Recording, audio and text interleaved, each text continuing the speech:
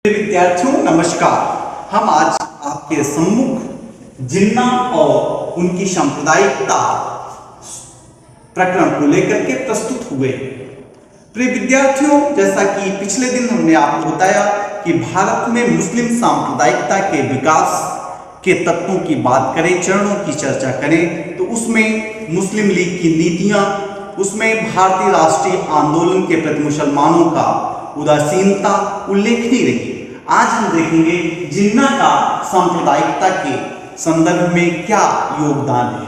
जिन्ना मुस्लिम league में आते हैं जो उदारवादी दृष्टिकोण के व्यक्ति हैं, लेकिन मुस्लिम लीग में जब आते हैं और कुछ दिन बाद इस मुस्लिम लीग में फूट पड़ जाती है।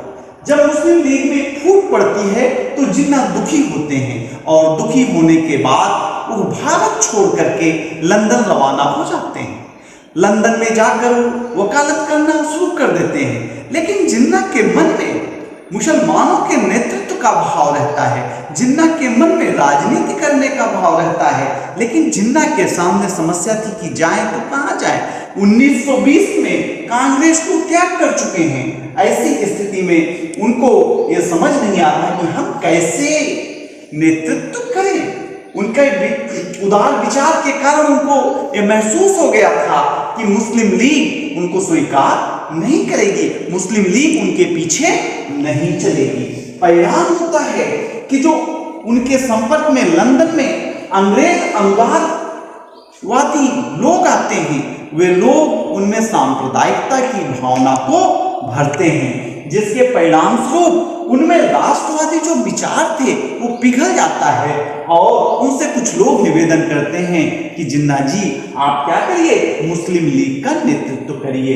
उनको ये महसूस हो गया, उनको ये ज्ञात हो गया कि अब हमें हिंदुओं के विरुद्ध आवाज उठाना पड़ेगा, इसी में हमारा पॉलिटिकल कैरियर तय होगा। परिणामतः जिन्ना 1900 भारत वापस आते हैं। जब ये भारत वापस आते हैं तो इनमें कट्टरता भर चुकी होती है। जो उदारवादी जिन्ना है वो समाप्त हो चुका होता है। एक कट्टर नमाजी जिन्ना के रूप में भारत में अवतरित होते हैं।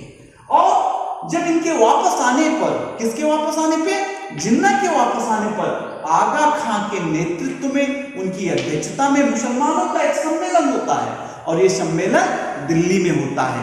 इसी दिल्ली के सम्मेलन में मोहम्मद अली जिन्ना ने 14 सूत्री कार्यक्रम प्रस्तुत किया। कितने सूत्री कार्यक्रम प्रस्तुत किया? 14 सूत्री कार्यक्रम प्रस्तुत किया, जिसके कुछ प्रावधान इस प्रकार हैं। नंबर 1, इनका कहना था कि जो भावी संविधान है, कौन सा संविधान जो बनना है, संविधान बनना है, वो संविधान संघात्मक होना चाहिए। कैसा होना चाहिए? संघात्मक होना चाहिए। और संविधान में अवशिष्ट शक्तियां संविधान में अवशिष्ट शक्तियां प्रांतों को मिलनी चाहिए। किसको मिलनी चाहिए? प्रांतों को मिलनी चाहिए। दूसरा, इस 14 सूत्री कार्यक्रम का दूसरा भाग प्रस्ताव था कि सभी प्रांतों को समान स्वायत्तता मिलनी चाहिए। क्या मिलना चाहिए? समान स्वायत्तता मिलनी चाहिए। तीसरा प्रस्ताव था कि जो केंद्रीय व्यवस्थापिका है, जो सेंट्रल असेंबली है, इसमें मुसलमानों को 1/3 प्रतिनिधित्व मिलना चाहिए। मुसलमानों को 1/3 प्रतिनिधित्व मिलना चाहिए। अगला प्रस्ताव था कि जो सिंध है, इसको मुंबई प्रेसिडेंसी से अलग करके अलग नया प्रांत बनाया जाना चाहिए। और जिन्ना का 14 सूत्री प्रस्ताव के अंतर्गत एक बात यह भी थी कि जो धार्मिक स्वतंत्रता है, ये संप्रदाय के आधार पर सबको मिलनी चाहिए, तथा ये इसी प्रस्ताव में पृथक प्रतिनिधित्व एवं निर्वाचन की बात सांप्रदायिक आधार पर कर रहे थे। अर्थात सांप्रदायिकता के आधार पर पृथक प्रतिनिधित्व एवं निर्वाचन की व्यवस्था होनी चाहिए। और कहा कि सरकारी नौकरियों में, स्वायत्त संस्थानों में मुसलमानों के लिए संवैधानिक गारंटी हो कि उनका प्रतिनिधित्व सुनिश्चित रूप से किया जाएगा। Thank you. और हम अगले वीडियो में आपको बताएंगे सांप्रदायिक पंचाट क्या है। आपने हमको देखा, आपको बहुत बहुत धन्यवाद। उम्मीद करते हैं कि आपको हमारा यह प्रकरण समझ में आया होगा। Thank you.